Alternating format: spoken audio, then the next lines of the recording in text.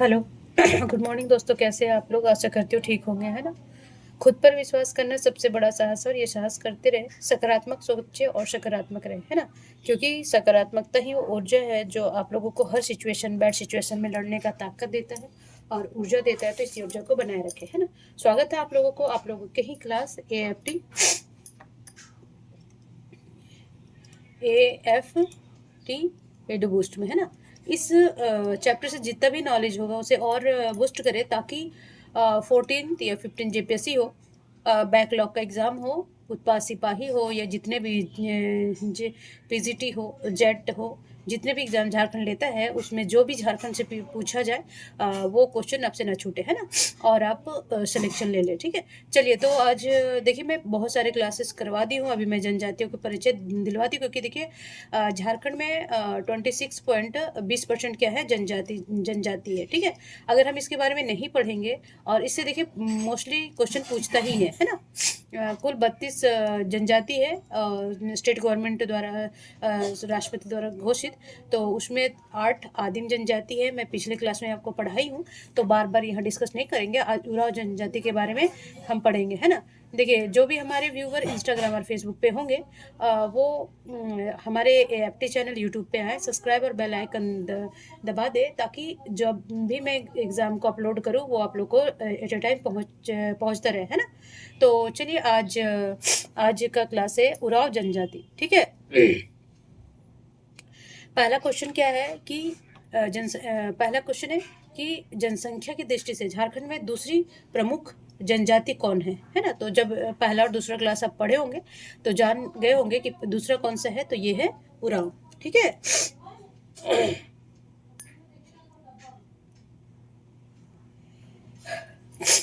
अच्छा, तो इसमें ये भी जानते चले जाए कि ये फर्स्ट वाला है, ये सेकेंड, और ये थर्ड, और ये फोर्थ है, ठीक है। तो यहाँ पे सीक्वेंस वाइज दे रखा है आपको कंफ्यूज करने के लिए। तो सेकेंड, झारखंड का सेकेंड जनसंख्या की दृष्टि से उरांव है। हो जाएगा संथाल, उरांव, मुंडा और हो, ठीक है, ये ध्यान रखेंगे।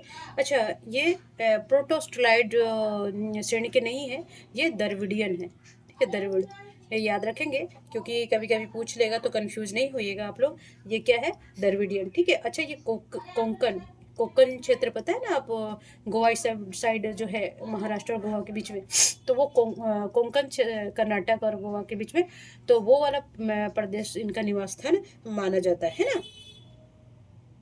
और ये झारखंड में कब आ गए थे? तो ये झारखंड में आए थे, पहले बिहार ही था, तो बिहार का शासक था शेरशाह, ठीक है। शेरशाह के समय ये क्या हुए थे, झारखंड में इनका आगमन हुआ था, ठीक है। बस इतना ही जानेंगे। चलिए, क्वेश्चन नंबर 2 बोल रहा है, उरांव स्वयं को अपनी भाषा को क्या कहते हैं, है ना। उरांव अपनी भाषा को क्या बोलते हैं? तो ये बोलते हैं कुरुक। क्या बोलते हैं? कुरुक, ठीक है। और कुरुक मीन्स क्या होता है, अपनी भाषा को बोलते कुरुक, और कुरुक का अर्थ होता है मनुष्य। इसका हिंदी में अर्थ होता है मनुष्य, ठीक है जी। और इसमें क्या जानना है, ये द्रविडियन भाषा, क्योंकि ये द्रविड़ है तो द्रविडियन ही भाषा बोलेंगे। तो सबसे पहले याद रखना पड़ेगा कि ये झारखंड का सेकेंड लार्जेस्ट जनसंख्या के अकॉर्डिंग है, द्रविडियन है, और ये कुरुक इनकी भाषा। ये 3 क्वेश्चन में हो गया। चलिए, क्वेश्चन नंबर 3 बोल रहा है कि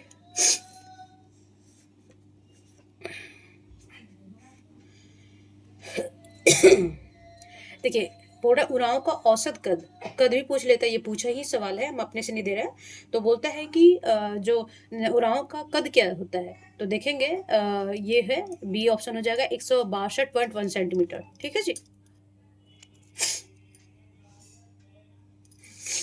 और इनमें ना ज़्यादातर देखिए बी ग्रुप पाया जाता है, ठीक है, ये याद रखेंगे, कभी पूछ ले। और ये इनमें इनमें बंदर का मांस खाना ना वर्जित है, मतलब कि ये नहीं खा सकते। तो ये, चलिए, क्वेश्चन नंबर 4 बोल रहा है कि वह मानव शास्त्री जिसने 1915 ईस्वी में द उरांव ऑफ छोटा नागपुर लिखकर उरांव जनजाति के बारे में विस्तृत जानकारियां दी, है ना। देखिए, पहले तो देखिए नहीं पता चलता है ना कि कौन जनजाति का क्या कल्चर है, क्या है ना। मगर जब ये मानव शास्त्री कौन थे, ये थे, पूछ रहा है कि वह मानव शास्त्री, कौन मानव शास्त्री थे जो 1915 ईस्वी में द उरांव, है ना, ये बुक्स का नाम है, कभी पूछ लेगा कि द उरांव ऑफ छोटा नागपुर कौन लिखा था, तो अभी हम इसका बताएंगे। तो इसका ऑप्शन हो जाएगा ये हो जाएगा शरदचंद्र रॉय। ठीक है, देखिए ये क्या किए थे, ये 2015 ईस्वी में क्या किए थे, द उरांव ऑफ छोटा नागपुर लिखा और उनके बारे में ये बुक लिखे और उनके जो उरांव जनजातियाँ था उनके बारे में सारी जानकारी, उनकी संस्कृति का, उनके सामाजिक आर्थिक, है ना। तो वही बोलते हैं कि द उरांव ऑफ छोटा नागपुर कौन लिखा था, शरदचंद्र रॉय। ठीक है, याद रखेंगे। चलिए क्वेश्चन नंबर 5 बोल रहा है कि झारखंड में उरांव जनजाति के संदर्भ में कौन सा कथन सही है। तो सबसे पहले हम क्या करेंगे जी, सही पे मार्क करेंगे, है ना। तो झारखंड के उरांव जनजाति के संदर्भ में कौन सा कथन सही है, ये मार्क करेंगे। फिर पहला पूछ रहा है कि झारखंड की दूसरी तब भारत की ये तीसरी सबसे बड़ी जनजाति। देखिए दूसरी तो है क्योंकि पहला संथाल है और दूसरा क्या है, उरांव है, बट भारत की तीसरी नहीं, ये चौथी है। ठीक है, ये भारत की चौथी सबसे बड़ी जनजाति है, तो ये क्या हो जाएगा जी, गलत। ठीक है, अब इसका दूसरा ऑप्शन क्या है कि इनका प्रमुख निवास स्थान क्या है, छोटा नागपुर पठार। तो ठीक है, जहाँ पे 90% आबादी निवास करती है, जो छोटा नागपुर पठार है ना, तो इनका कुल जनसंख्या का 90% जनसंख्या निवास करती है। और इस जनजाति का मूल निवास स्थान महाराष्ट्र का कोंकण क्षेत्र है ना, कोंकण, गोवा, महाराष्ट्र और कुछ कर्नाटक का क्षेत्र आता है, तो कोंकण क्षेत्र कहते हैं। तो ये भी क्या है, सत्य है। तो दूसरा और तीसरा देखेंगे कौन किस में ऑप्शन है, ये सी में। ठीक है, तो जब हम जनजाति पढ़ाएंगे तो सब हो जाएगा, बट अभी देखिए बहुत क्लियर होता जाता है। तो ये सिर्फ हमारा प्रीवियस ईयर पेपर नहीं है, बहुत कॉन्सेप्ट क्लियर होते जाता है। तो इसी वजह से आप कॉन्सेंट्रेशन के साथ पढ़िए, सारे क्लास करें, है ना। चलिए क्वेश्चन नंबर 6 बोल रहा है कि निम्न में से कौन सा स्थान कथन असत्य है। देखिए यहाँ पे असत्य, तो मार्क करेंगे, हम जल्दबाजी में नहीं भागेंगे। कभी क्या होता है जी कि लगता है यार उरांव के बारे में तो पूछ रहा है, चलो ना जल्दी जल्दी पढ़ के, एकदम इजी है, एकदम सत्तू सा क्वेश्चन पूछ रखा है ना, बट हम यहीं गलत करते हैं, सत्य सत्य नहीं पढ़ते। तो हमें फोकस यहाँ भी करना है। और पहला ऑप्शन क्या है कि उरांव लोग प्रतिवर्ष बैसाख में सेंद्रा करते हैं। ठीक है, तो ये क्या है, ये सत्य है जी। ठीक है, अच्छा दूसरा क्या है, फागुन में ये लोग फाग सेंद्रा कहते हैं। ये त्यौहार होता है जो हम डिटेल से पढ़ाएंगे, बताएंगे वहाँ पे। और वर्षा ऋतु में आरंभ में ये जेठ शिकार करते हैं, है ना, जेठ शिकार, वो शिकार में जाते हैं। तो ये भी क्या है, ये भी सत्य है, ये सत्य है, ये सत्य है। अब असत्य पूछ रहा है, तो इनमें दोराहा शिकार का प्रचलन नहीं है। इसमें क्या है, दोराहा शिकार का प्रचलन है, तो ये क्या हो जाएगा, गलत, और ये ऑप्शन हो जाएगा हमारा। ठीक है जी, चलिए क्वेश्चन नंबर 7 बोल रहा है कि मरने पर सब गहने उतार लिए जाते हैं पर गोदना दूसरी दुनिया की तक साथ जाता है। यह कहावत किस जनजाति के बीच प्रचलित है ना। देखिएगा अभी ये सिर्फ उरांव जनजातियों में नहीं है, ये मोस्टली उरांव ये बोलते हैं कि जब मरने के बाद क्या होता है कि हमारे सब कुछ उतर जाएंगे, हमारे गहने उतर जाएंगे, हमारे कपड़े, हमारे बिल्डिंग, हमारे पैसे, कुछ भी नहीं जाएगा। बट इनमें ये अवधारणा है कि गोदना, जो हमारे टैटू बोलते हैं जिसे हिंदी में, जो हम लोग अभी टैटू करवाते हैं, तो उसको क्या बोलते हैं कि ये क्या करते थे कि गोदना गुदवाते थे अपने बॉडी में, और इसलिए गुदवाते थे ताकि हमारे साथ ये मृत्यु के बाद भी हमारे साथ ये जा सके, है ना। तो ये अवधारणा किनके, कहावत किनके बीच प्रचलित था, तो ये उरांव जनजातियों में प्रचलित था। ठीक है जी।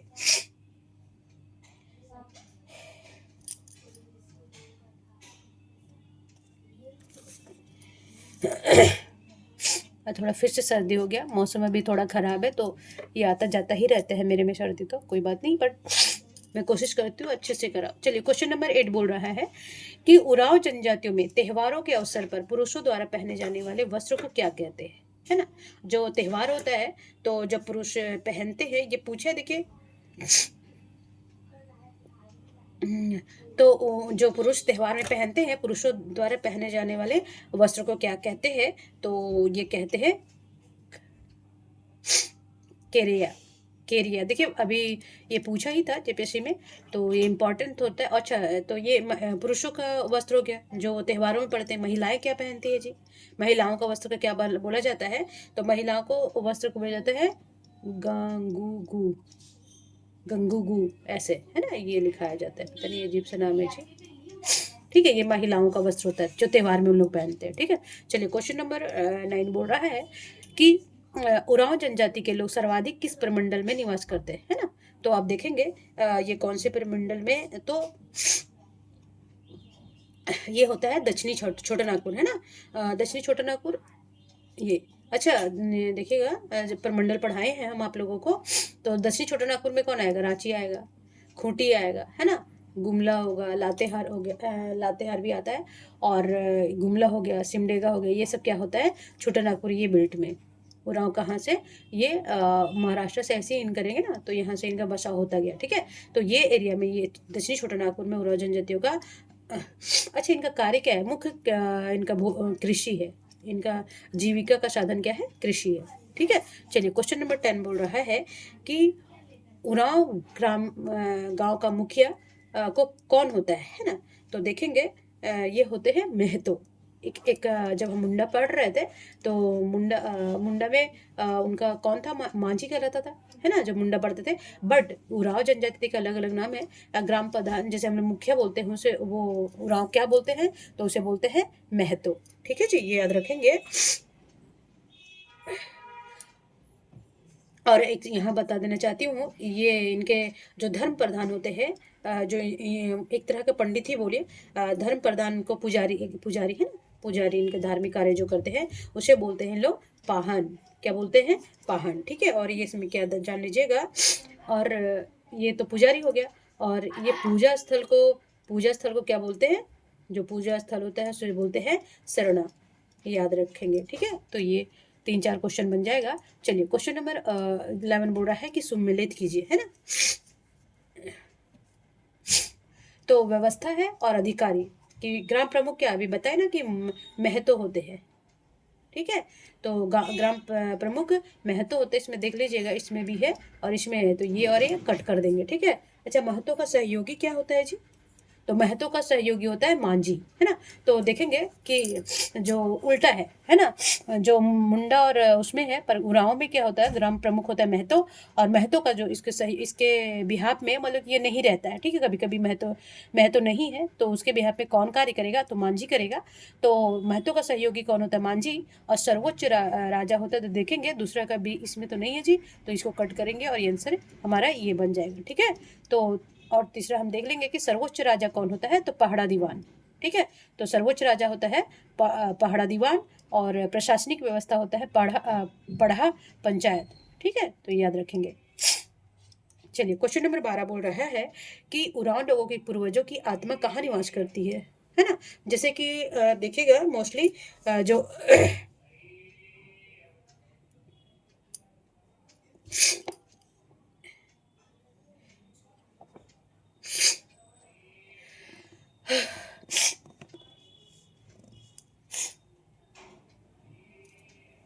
हाँ, देखेंगे कि क्वेश्चन नंबर 12 बोल रहा है कि उरांव लोगों की पूर्वजों की आत्मा कहाँ निवास करती है ना। तो ये सरड़ा है, अभी बताए थे ना।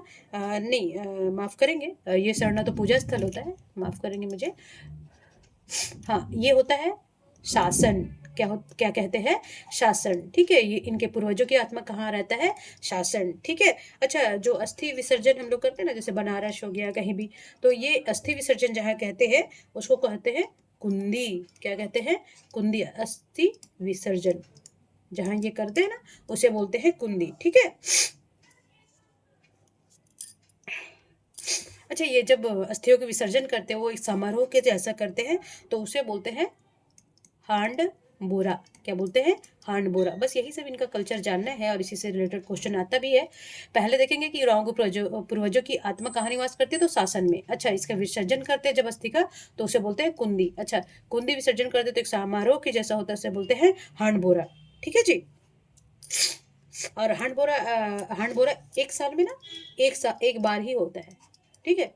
चलिए, क्वेश्चन नंबर 13 बोल रहा है कि घुमकुड़िया किस जनजातियों का युवा ग्रह है ना। हम बताए थे कि जब टीन एज ना बोलते हैं, टीन एज जब हमारा गृहस्थ बोलते हैं आश्रम, जब हम कुछ सीखते हैं, स्टडी पीरियड होता है, तो युवा ग्राही में जाते हैं। यहाँ के जो उरांव जनजातियाँ हैं, तो उनका जो युवा ग्रह होता है, जहाँ पे नैतिकता सीखते हैं लोग वहाँ पे जाके, तो घुमकुड़िया किस जनजाति का युवा ग्रह है? तो ये है उरांव का, ठीक है। और हम पढ़े हैं उधर अतियोड़ा, ये सब और जनजातियों में पढ़े हैं, बट घुमकुड़िया किसका है? ये है उरांव का, ठीक है। और इसमें देखिए, इसमें क्या होता है, जनजातीय प्रशिक्षण दिया जाता है कि उनके बारे में बताया जाता है ना। और इसके प्रवेश 3 वर्षों में होता है, ठीक है। इसमें क्या करते हैं, घुमकुड़िया में प्रवेश 3 वर्षों में एक बार होता है। और आयु क्या होती है 3 वर्ष में, जैसे मान लीजिए घुमकुड़िया बनाया हुआ है तो 3-3 वर्ष में आएंगे, एक बार प्रवेश होगा। और प्रवेश की आयु क्या होगा, कम से कम युवा 10 से 11 होना चाहिए, है ना, मिलता है। अच्छा देखिए, इसमें भी अलग अलग किया गया है। इसमें अगर पुरुष, देखिए महिलाएं पुरुष एक साथ नहीं रहते, ठीक है। जैसे बालक, ऐसे पुरुष नहीं बोलेंगे, बालक और बालिका, ठीक है। तो बालिका को बालक के युवा ग्रह को क्या बोलते हैं, जोंक एरपा, ठीक है। और ये घुमकुड़िया है, ये घुमकुड़िया लिख देते हैं, धूमकुड़िया ना, ये घुंघुड़िया है। उसको 2 भाग में, जब बालक को जहाँ रहते हैं और इसमें 10 और 11 साल में प्रवेश करते हो, 3 साल में एक बार प्रवेश होता है इनका, ठीक है। तो ये बालक का जोंक एरपा, और महिलाएं जहाँ रहती, लड़कियां जहाँ रहती है, उसे क्या बोलते हैं जी, पेल एरपा। क्या बोलते हैं, पेल एरपा। अलग अलग रहते हैं इन दोनों, एक ही जगह नहीं है, बॉयज और गर्ल्स स्कूल नहीं है, ठीक है। चलिए क्वेश्चन नंबर 14 बोल रहा है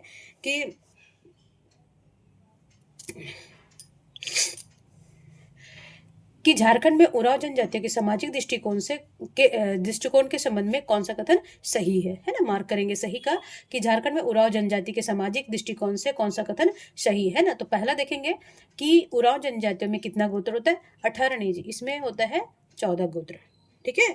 तो जिसे कहा जाता है किली, इनके गोत्रों को क्या कहा जाता है, किली कहा जाता है, याद रखेंगे। पहला देखेंगे कि इसमें 14 माफ करेंगे, सत्य पूछ रहा है, तो उरांव जनजातियों में 18 नहीं 14 गोत्र पाया जाता है, जिसे क्या बोला जाता है, किली, ठीक है। याद है, ये तो गलत हो जाएगा क्योंकि 18 दे रखा है। दूसरा है कि गोदना प्रथा का विशिष्ट महत्व है ना। बोलते हैं ना कि जब हम मरने के बाद हमारा पैसा गहने सब यही रह जाएंगे, हमारे साथ जाएगा, तो गोदना है ना, गोदना यानी टेटू। तो ये क्या है, सत्य है। दूसरा क्या है, बंदर का मांस खाना वर्जित है, अभी हम पिछले क्लास में पढ़ाए, पिछले क्वेश्चन में, तो ये भी क्या है जी, सत्य है, ठीक है। चलिए क्वेश्चन नंबर ऑप्शन 4 क्या बोल रहा है, एकल परिवार मजबूत अवधारणा है जो पितृवंशीय है। देखिए इसमें क्या है ना कि ये मोस्टली ना एकल परिवार क्या होता है, एक माता पिता और उनके बच्चे, ये एकल परिवार का कॉन्सेप्ट है ना। तो वही बोलता है कि एकल परिवार मजबूत अवधारणा है जो पितृवंशीय है, पिता मुख्य होता है, ठीक है। तो दूसरा, तीसरा और चौथा क्या है, सही है, तो इसका ऑप्शन बी हो जाएगा, ठीक है। चलिए क्वेश्चन नंबर 15 बोल रहा है, अभी हम पढ़ा है ना कि क्वेश्चन नंबर 15 बोल रहा है कि जोंक एरपा के अन्य किस नाम से जाना जाता है ना।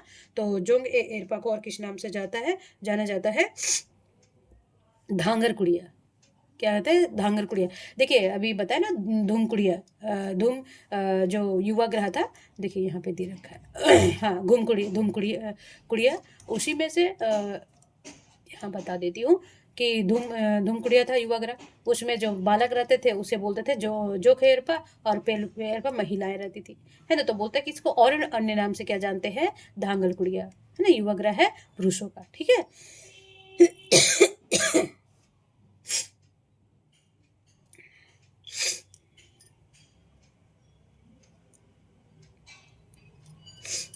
चलिए क्वेश्चन नंबर 16 बोल रहा है कि निम्नलिखित में कौन सा नृत्य उरांव को सर्वाधिक लोकप्रिय नृत्य है ना। मतलब कि जो नृत्य होता है वो कर्म में भी करते हैं, बांग खड़िया ये भी करते हैं, बट सबसे ज्यादा उरांव में कौन सा नृत्य प्रचलित है, तो ये है जदूर। कौन नृत्य है, जदूर। हाँ अच्छा, देखेंगे कि जो मान लीजिए एक ऐसे आंगन जैसा होता है, स्पेस होता है कहीं, तो वहां पे इन लोग क्या करते हैं, डांस करते हैं, ये गोल घेरे में ना, हाथ हाथ जोड़ के एक दूसरे से, पुरुष और महिलाएं दोनों करते हैं, ठीक है।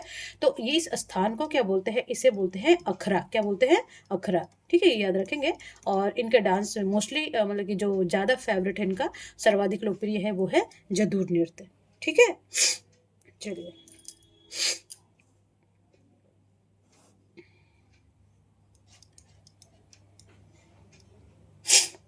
बोलता है, क्वेश्चन नंबर 17 बोल रहा है कि उरांव जनजाति में पिता और उसके सभी भाई एक ही शब्द से संबोधित किए जाते हैं, वह है कौन से, बोलते हैं बा। क्या बोलते हैं, बा। देखेंगे जैसे कि हम लोग भी क्या होता है कि हम पापा बोलते हैं, ठीक है, मोस्टली पापा हुआ, इनके बड़े भाई हुए तो बड़े पापा, छोटे भाई हुए तो चाचा बोलते हैं, और या फिर छोटे चाचा बोलते हैं या छोटे पापा, ठीक है, ये हम लोग बोलते हैं। बट उरांव जनजातियों में क्या होता है, पिता और उनके सभी भाई को एक ही शब्द संबंधित करते हैं, वो बोलते हैं बा, ठीक है, या ये पापा उनके फादर से बड़े हो या उनके पापा से छोटे हो, चाचा हो तो चाचा को भी क्या बोलते हैं लोग, बा, ठीक है, ये उरांव में बोला जाता है, ठीक है जी। क्वेश्चन नंबर 18 बोल रहा है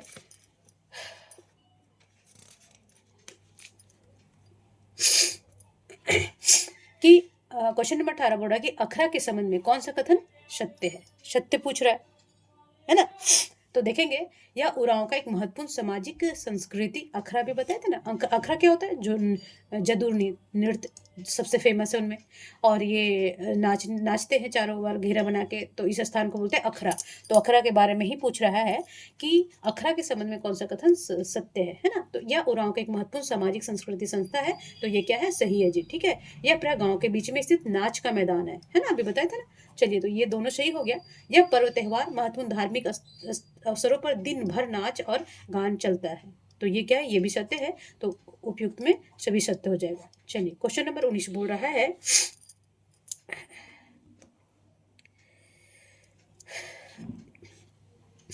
कि उरांव के विवाह है ना, उरांव का विवाह के संदर्भ में निम्नलिखित में कौन सा कथन असत्य है ना, इसमें असत्य पूछ रहा है, दोबारा है हो गया।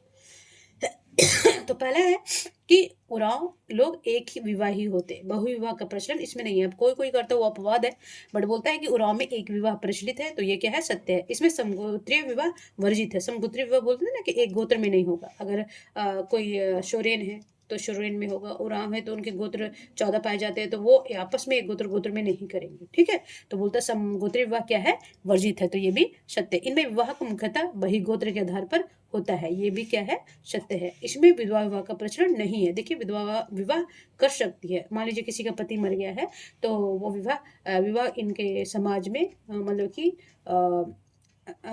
कि एक्सेप्टेबल है ना, मतलब कि अनुमति दे देता है समाज की, आप विवाह कर सकते हो, है ना। तो ये क्या है, गलत हो गया, तो असत्य ही कथन पूछ रहा है, तो ये आंसर हो जाएगा, ठीक, ठीक है। चलिए, क्वेश्चन नंबर 20 बोल रहा है कि झारखंड के उरांव है ना,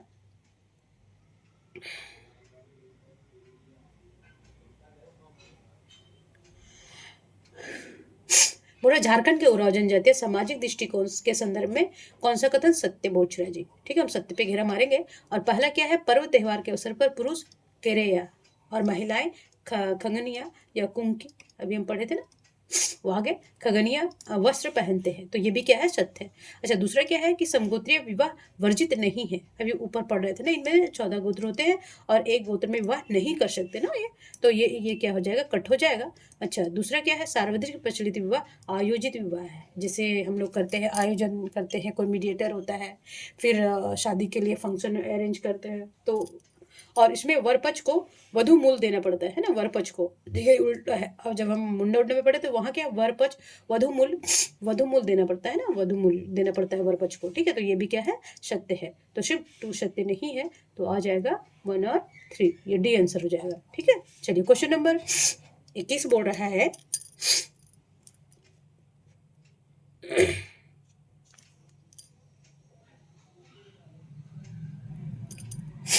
कि उरांव में विवाह का सार्वजनिक प्रचलित रूप कौन सा है। तो देखेंगे इनमें सबसे ज्यादा प्रचलित क्या है, आयोजित विवाह है ना।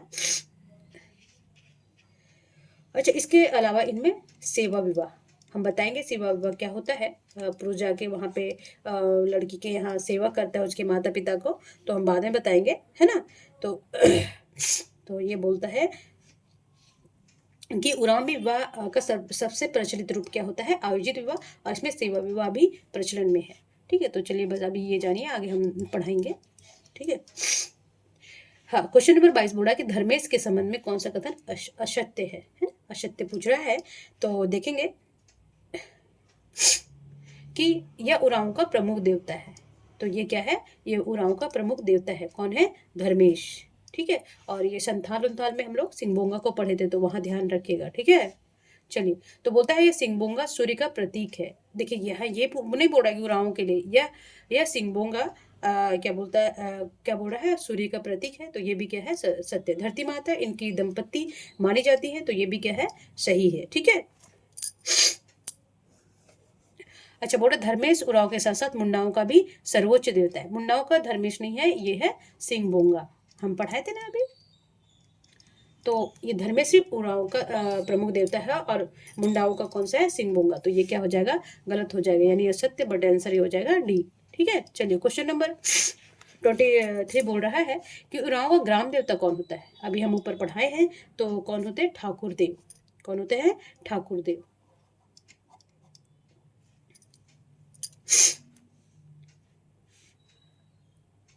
चलिए क्वेश्चन नंबर 24 बोल रहा है कि उरांव का प्रमुख उरांव जो जनजाति है उनके महत्वपूर्ण त्योहार कौन सा है। ठीक है, तो देखिए कर्मा भी मनाते हैं और सहरुल भी मनाते हैं, है ना। तो कर्मा और सहरुल तो दोनों क्या हो जाएगा, इनके प्रमुख त्योहार हो जाएंगे, है ना।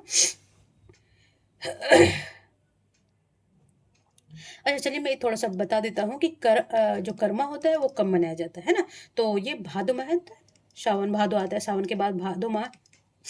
भादो माह का ना शुक्ल पक्ष, एक होता है कृष्ण पक्ष और एक होता है शुक्ल पक्ष। तो शुक्ल पक्ष के एकादशी को, ये अलग से पूछ भी लेगा, शुक्ल पक्ष के एकादशी याद रखेंगे कि उरांव जनजातियों में दोनों त्योहार मतलब कि महत्वपूर्ण है, कर्मा और सहरुल। तो कर्मा मनाया जाता है भादो माह के शुक्ल पक्ष होता है और उसके एकादशी को। अच्छा, सहरुल कब मनाया जाता है जी, तो यहाँ थोड़ा देख लेंगे। तो ये मनाया जाता है चैत माह के, यहाँ पे मिला देती हूँ नहीं तो गड़बड़ हो जाएगा आप लोग से, चैत माह के शुक्ल पक्ष को। चलिए हम सहरुल के बारे में भी सब जब हम त्यौहार पढ़ेंगे तो सब हम अच्छे से बताएंगे, आप घबराइएगा नहीं, है ना।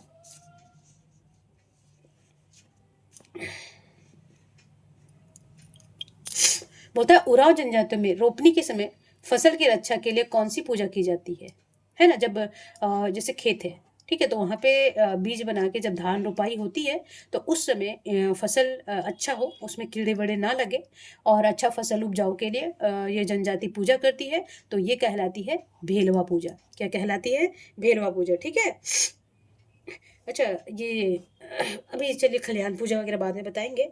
और एक और बता देते हैं कि कल्याण, ये गांव के कल्याण के लिए ना, कभी कभी पूछ ले तो अब ये क्लियर हो जाएगा, गोरैया पूजा करते हैं ये। बाकी तो हम डिटेल से आगे पढ़ाएंगे ही। चलिए क्वेश्चन नंबर 26 बोल रहा है कि किस जनजाति को अन्न प्रयोग के पूर्व नई फसल का एक अंश पहले सरना बुढ़िया को अर्पित की जाती है ना। बोलता है कि जो सरना बुढ़िया इनके मान्यता के अकॉर्डिंग होता है, हम बताएंगे डिटेल से वहाँ पे जब उरांव जनजाति पढ़ाएंगे कि किस जनजातियों को अन्न प्रयोग से पूर्व नई फसल का एक अंश पहले क्या होता है, जैसे फसल काटे, ठीक है, उसकी कुटाई उटाई किए तो खीर बना के या किसी चीज़ बना के नए अन्न को वो क्या करते हैं, सरना क्या होता है, उनका धार्मिक स्थल होता है ना सरना। तो वहाँ पे क्या होता है, बुढ़िया को अर्पित किया जाता है, वो सरना पूजा स्थल होता है, वहाँ अर्पण किया जाता है। तो वो किस जनजाति में प्रचलित है, ये है उरांव में। ठीक है, चलिए क्वेश्चन नंबर 27 बोल रहा है कि निम्न में से किस जनजातियों को गांव भूई हरि के नाम से जाना जाता है ना।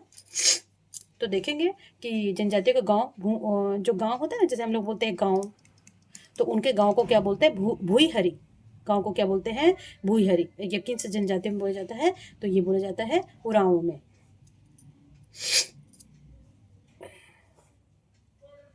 और इनके पंचायत को क्या बोला जाता है, ये तो गांव को बोला जाता है, पंचायत को बोलता है पचौरा, याद रखेंगे। अच्छा और मान लीजिए एक पंचायत हो गया और इसको क्या बोलते हैं, और मान लीजिए 2-3 पंचायत, 4-5 पंचायत बनते मिल के बनते हैं, तो उसको बोलते हैं इन लोग पढ़ा पंचायत।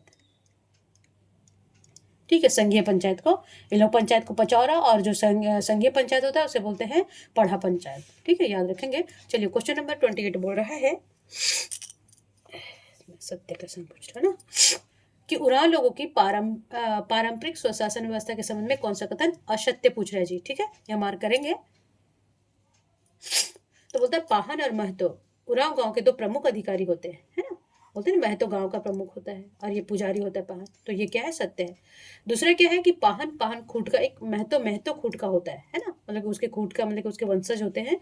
तो ये भी क्या है, सही है। पढ़ा का गठन 7, 12, 21 या 22 गांव को मिलाकर होता है। मुखिया इसका मुखिया पढ़ा राजा कहलाता है ना। बोले भी जो संघीय पंचायत होता है उसे पढ़ा बोलते हैं। और पढ़ा कितने गांव को मिलाया जाता है? पढ़ा का गठन होता है 7 गांव, 12 गांव, 21 गांव, 22 गांव मिला के एक पढ़ा, और उसका मुखिया क्या कहलाता है? पढ़ा राजा। तो ये भी क्या है जी? सत्य है।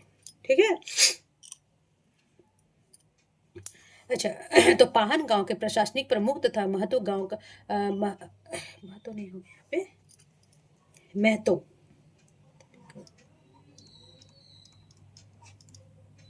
देखिए ये अलग दे दिया ना कि पाहन गांव का क्या होता है? प्रशासनिक प्रमुख। और महतो क्या होता है? ये प्रशासनिक प्रमुख होता है। पाहन क्या होता है? ये धार्मिक प्रमुख होता है ना। क्योंकि जो पुजारी होता है उसी को तो पाहन कहते हैं। तो ये क्या हो जाएगा? गलत हो जाएगा। यहाँ असत्य कथन पूछ रहा है तो ये सही होगा। ठीक है, चलिए ये ऑप्शन मतलब कि आंसर होगा। चलिए क्वेश्चन नंबर 29 बोल रहा है कि उरांव का एक गांव से दूसरे गांव के साथ हुए विवादों का निपटारा कहाँ होता है ना।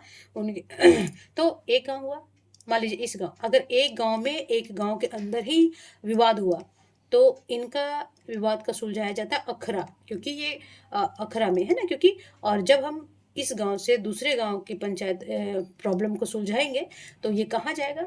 यानी कि संघीय पंचायत में जाएगा, है ना। और संघीय पंचायत को क्या कहा जाता है? पढ़ा कहा जाता है ना। तो बोलता है कि उरांव का एक गांव से दूसरे गांव के हुए विवादों का निपटारा कहाँ किया जाएगा? तो ये कहाँ किया जाएगा? पढ़ा में। और ये 7, 12, 21, 22 गांव को मिलाकर बनाया जाता है। ठीक है जी, चलिए। हाँ बोलता है कि देवता है और नाम, है ना। उरांव के प्रमुख देवता के निम्न है। पहले सर्वोच्च देवता कौन किसको मानते हैं? तो अभी हम ऊपर पढ़ाए हैं। ये किसको मानते हैं? धर्मेश को। किसको मानते हैं? धर्मेश। और धर्मेश में होता है सूर्य। और देखो सिंहभोंगा में भी सूर्य देवता होते हैं। तो बोलते हैं जो सर्वोच्च देवता धर्मेश को मानते हैं। तो देखिएगा इसमें एक का सी ना इसमें हो जाएगा इसका। ठीक है, क्योंकि एक ही में दे रखा है। अच्छा तो ग्राम देवता क्या देखता देखता हो जाता भाई, मिस्टेक ना, पर कोई बात नहीं। ग्राम देवता क्या कहलाता है जी? तो बोलते हैं ठाकुर देव। अभी बताए थे ना ये लोग जो उरांव का, ये ठाकुर देव कहलाएंगे, है ना। तो डी। और सीमान देवता, है ना, सीमान देवता है डिहवार। और पहाड़ा देवता मरांगबुरु। बुरु मीन्स ही पहाड़ होता है, मरांगबुरु। ठीक है, तो इसमें देखिए मैच कर गया। एक का सी और दूसरा का डी और उसका ए और इसका डी। ठीक है, तो इसका आंसर क्या हो जाएगा? सी। ठीक है, चलिए क्वेश्चन नंबर 31 बोल रहा है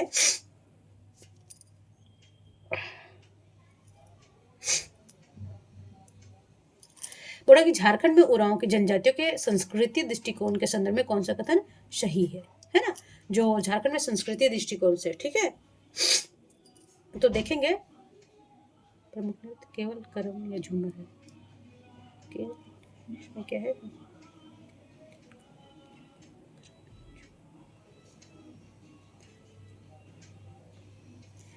देखिए पूरे झारखंड में उरांव जनजातियों की संस्कृति दृष्टिकोण के संदर्भ में कौन सा कथन सही है? तो पहला क्या है? इस जनजातियों का प्रमुख त्योहार कर्मा और सरहुल है ना। तो ये क्या है? सत्य है। ठीक है, यहाँ पूछ रहे सही है। और अच्छा दूसरा देखेंगे इसका प्रमुख नृत्य केवल कर्म एवं झूमर है। तो ये गलत है ना। उसमें इसमें और भी तो होते हैं, सहरू, सोहराई, फागु आदि। और इसके नृत्य स्थल को अखरा कहते हैं, ये हम बताए हैं। तो ये क्या हो जाएगा? केवल कर्म तो नहीं है ना, तो ये गलत हो जाएगा, है ना। तो तीसरा क्या इसका नृत्य स्थान क्या कहलाता है? अखरा कहलाता है। तो ये भी क्या है? सत्य है ना। चलिए क्वेश्चन ऑप्शन नंबर 4 बोल रहा है इसके 9 वर्ष का आरंभ नवंबर और दिसंबर धान कटाई के बाद होता है ना। इनका 9 वर्ष क्या होता है? नवंबर दिसंबर यानी जनवरी तक इनका भी हो जाता है। तो सिर्फ 2 गलत है। तो इसमें देखेंगे 2 किस में नहीं है, तो बी में। ठीक है, चलिए क्वेश्चन नंबर 32 बोल रहा है कि गोत्र, इनमें 14 गोत्र पाए जाते हैं उरांव में, है ना। और सूची और प्रतीक मतलब अलग अलग गोत्र का ना अलग वो उनको मानते हैं। अलग अलग गोत्र का इनका सूचक भी अलग अलग है ना। तो देखेंगे कि लकड़ा इनका गोत्र है। लकड़ा हो गया, कच्छप हो गया, खलगो हो गया, तिग्गा हो गया ना। तो बोलता है कि लकड़ा जो गोत्र है उनका प्रतीक चिन्ह क्या है? तो लकड़ बग्घा। कौन सा है? लकड़ बग्घा। और हम देखेंगे पहला का दूसरा, इसमें ये कट हो जाएगा और ये कट हो जाएगा, तो इसमें दोनों है। अच्छा कच्छप का हो जाएगा कछुआ। ठीक है, तो इसमें हो जाएगा, देखिए इसमें और इसमें। अच्छा इसमें भी दे रखा है, चलिए कोई नहीं। और खलगो का है जी मछली। अब तो हो जाएगा क्लियर। ठीक है, तो इसमें देखिएगा इसमें 3 दे रखा है, इसमें है ना, तो ऑप्शन ए हो जाएगा पहले हम करेंगे। और तिग्गा का हो जाएगा बंदर। ठीक है, तो इनकी जो जनजातियां हैं, तो पहले लकड़ा का हो जाएगा कछुआ, माफ करेंगे लकड़बग्घा, और कच्छप का होता है कछुआ, ऐसे याद रखेंगे, का से कछुआ, लाग से लकड़बग्घा, और खलगों का मछली, और तिग्गा का बंदर। तो ये इनका गोत्र है और इनका प्रतीक चिन्ह है। ठीक है, चलिए क्वेश्चन नंबर, कितना क्वेश्चन है, अच्छा लास्ट ही है, कोई बात नहीं, क्वेश्चन नंबर आज का लास्ट है। और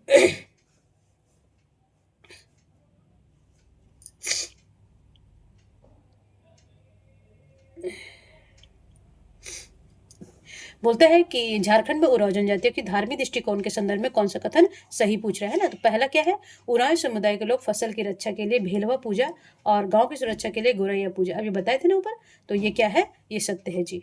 ठीक है, और दूसरा क्या है कि उरांव का प्रमुख स्थल को सरना, जो पूजा स्थल होता है सरना कहते हैं, पूर्वजों की आत्मा जो निवास करती है उसे शासन कहते हैं, है ना, उसे क्या कहते हैं, शासन कहते हैं। तो ये भी क्या है, सत्य है। ठीक है, तीसरा क्या है, उरांव केवल मृत्यु के बाद दाह संस्कार की परंपरा निभाते हैं, तो नहीं, ये और भी परंपरा निभाते हैं, तो ये गलत हो जाएगा, तो 1 और 2 सत्य हो जाएगा, है ना। तो चलिए आज 33 क्वेश्चन है और उरांव की परंपरा और संस्कृति समझने के लिए काफ़ी है, एक बेसिक कंप्लीट हो जाता है आप लोगों को, ये प्रीवियस ईयर नहीं सिर्फ, और इसमें बेसिक भी बहुत कंप्लीट हो जाता है ना। बहुत चीज़ हम लोग इनके कितने गोत्र होते हैं, कौन से द्रविडियन है, किधर आए हैं, किधर निवास स्थान है, कौन कौन से क्षेत्र में रहते हैं, है ना। तो चलिए देखिए अच्छे से पढ़िए, और एग्ज़ाम अब आने वाला ही है, क्योंकि पेपर में दे रखा है तो अभी तुरंत आ ही जाएगा। तो इस मौका को मत चूकिए, क्योंकि बोलते हैं ना कि मत चूको चौहान, है ना, पृथ्वीराज चौहान को बोलता है कि जब मौका मिले तो आप कर लीजिए। तो तब तक पढ़िए, मस्त रहिए, स्वस्थ रहिए, पढ़ते रहिए, और अपना और अपने फैमिली का ध्यान रखिए, और देखिए पढ़िए, खाइए और सोइए बस, और अभी कोई भी काम नहीं कीजिए, एक बार सिलेक्शन होने दीजिए, बाकी सारे काम बाद में होते रहेंगे। ठीक है, चलिए तब तक अपना और अपने फैमिली का ध्यान रखेंगे। नमस्कार।